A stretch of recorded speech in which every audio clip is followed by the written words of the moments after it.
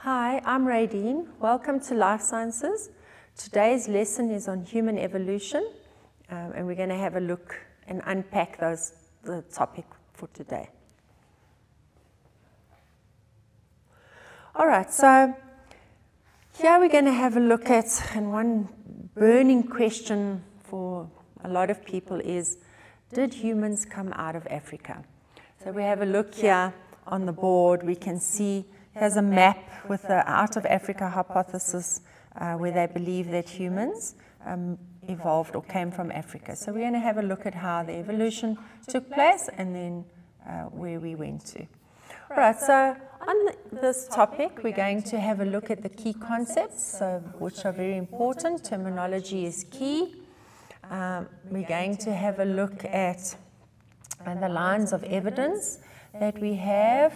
We're going to have a look at the various species that we have evidence of, and then we're going to have a look at evidence.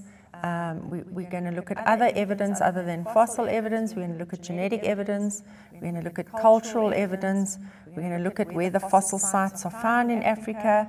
We're going to have a look at the cradle of humankind, and then we're going to have a look at the out of Africa hypothesis. Okay, so there's quite a lot to have a look at.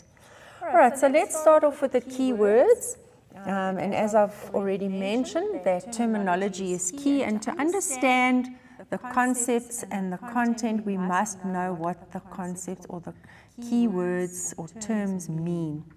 So common ancestor is an ancestor that has two or more descendants that are common. Okay.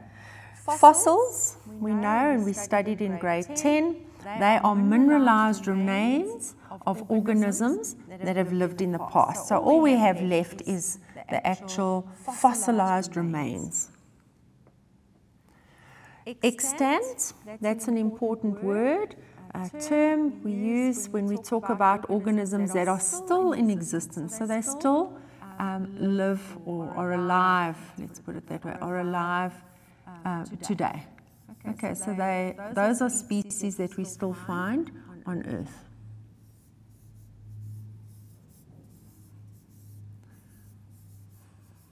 Whereas those species that have disappeared, that are no longer found but only found in the fossil record, those organisms are known as extinct. So that is what extinction means. That's the permanent disappearance of species from the earth. For example, the dinosaurs. They are no longer on Earth. We no longer have dinosaurs, but what we do find is in the fossil record, we find evidence that they did exist. Okay, then we're going to have a look at the term hominid and the term hominin. Okay, if we have a look at hominid, it's a group that includes modern humans. So we have humans in it, as well as all the human ancestors, chimpanzees, bonobos, gorillas, and orangutans. Okay, and they are known then as the apes. And that is different to hominins. And if you can see here, the spelling of the word, we have a D at the end there, whereas in this one we have an N. And that is a subgroup of the hominids. So it's a smaller group, and that includes only modern humans and early human ancestors. So when we talk about, when we include apes into the group, then we have to use the word hominid. When we exclude apes from the group, then we can use the term hominins. All right, Homo is the genus that we find that humans, or it is the genus that humans belong to, and that is a Latin term that means human. Right, and then the genus and the species of humans is Homo sapiens, and it means wise human. So all humans today, so all extant species of human today belong to the same species, and that is known as Homo sapiens. Right, then primates, we already, when we did classification, we had a look that it's a group of organisms. They are grouped together, and it includes lemurs, baboons, chimpanzees, apes, and humans. Paleontology is a term that we use when we talk about the study of, if we start looking at fossils and the fossil record, then we talk about paleontology because it's exactly that. It's the study of the fossil remains. Phylogenetic tree is a diagram that we find in evolution. And it's called a phylogenetic tree because we have the diagram represents phylum. So from the word philo, or from the part of the term philo, we see it means phylum group. So we see the different phyla that are related, and then genetic means it is relating to genes and origins. So that's basically what the tree represents. It shows the possible evolutionary relationships among different species. So we've got how we can see how closely or how far they are related.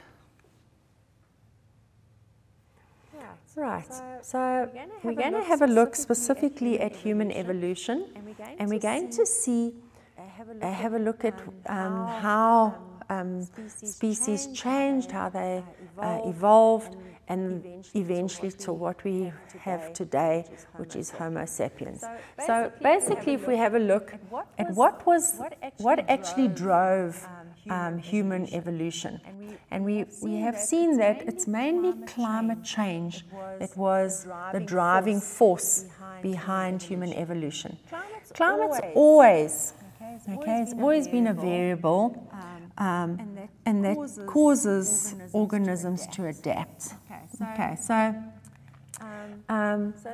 they could change. It depends on if the climate stays reasonably stable, then the changes would be slow.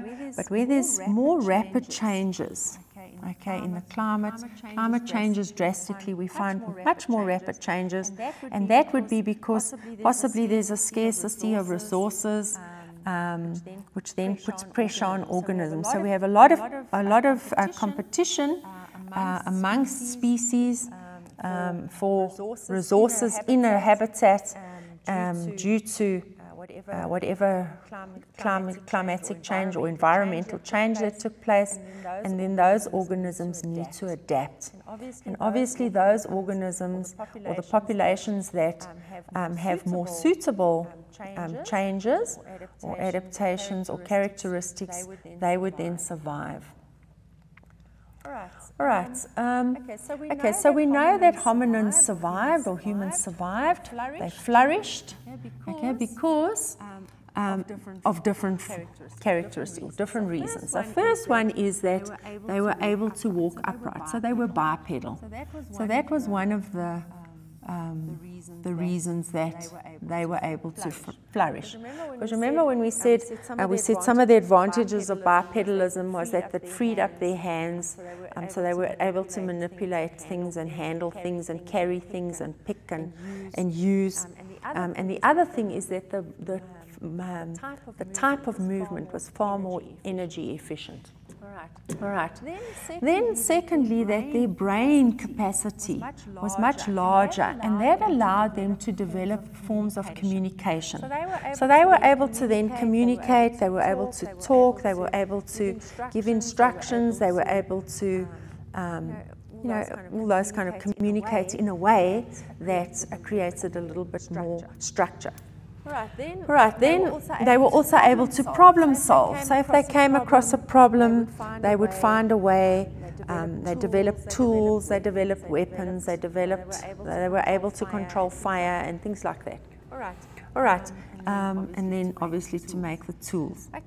Okay, so we can trace the development of hominins from the genus Ardipithecus. So that's where we're going to start. We'll have a look at Ardipithecus, and they lived about 5 million years ago, and all the way to Homo sapiens, which are the only extant hominin species today. Okay, so those are the concepts that we've, the key words or the key concepts that we've looked at. So we're going to take a short break, and we'll see you after that.